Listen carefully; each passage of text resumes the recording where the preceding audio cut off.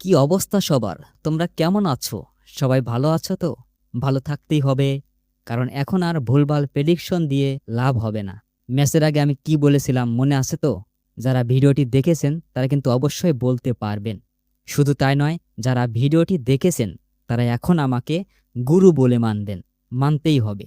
কারণ আমি বলেছিলাম আপনি লিখে রাখেন, কলকাতা আজকে যেভাবেই হোক এই ম্যাচটা অন্তত জিতেই যাবে। মানে রাজস্থান রয়্যালসের বিপক্ষে জিতবে। ফলাফল কি?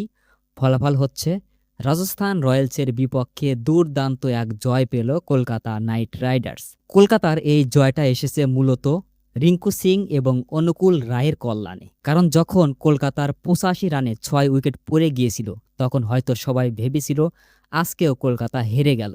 কিন্তু তারপর কি দুর্দান্ত এক জুটি, অনুকূল রায় এবং রিঙ্কু সিংয়ের মধ্যে ৭৬ রানের দুর্দান্ত এক পার্টনারশিপ। রিঙ্কু সিং ছক্কা মেরে দলকে জেতানোর পাশাপাশি নিজেও পূরণ করেছেন দুর্দান্ত এক হাফ সেঞ্চুরি।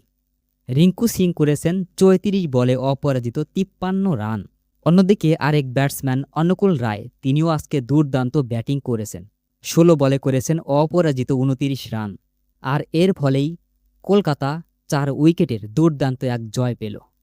আজকে মূলত কলকাতার সব খেলোয়াড়ই মোটামুটি ভালো পারফরম্যান্স করেছেন। ক্যামেরুন গ্রিন, তিনিও কিন্তু আজকে ভালো ব্যাটিং করেছেন। ১৩ বলে করেছেন ২৭ রান। অন্যদিকে বরুণ চক্রবর্তীর কথা না বললেই নয়, তিনি আজকে দুর্দান্ত বোলিং করেছেন। ৪ ওভার বোলিং করে ১৪ রান দিয়ে তুলে নিয়েছেন ৩ উইকেট। এছাড়া কার্তিক তিয়াগী, তিনিও কিন্তু আজকে দুর্দান্ত বোলিং করেছেন। ২২ রানে তিনিও তুলে নিয়েছেন ৩ উইকেট। আজকে কিন্তু সুনীল নারিন, তিনিও কিন্তু ভালো বল করেছেন।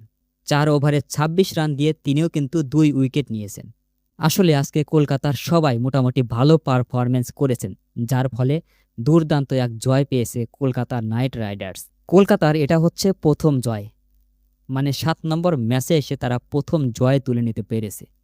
কলকাতা এখন ৩ পয়েন্ট নিয়ে পয়েন্ট টেবিলের একদম তলানি থেকে এক ধাপ উপরে উঠে এসেছে, মানে ১০ নম্বর থেকে তাদের এখন অবস্থান ৯ নম্বরে। এখন দেখা যাক পরবর্তী ম্যাচগুলোতে কলকাতা কেমন পারফরম্যান্স করে।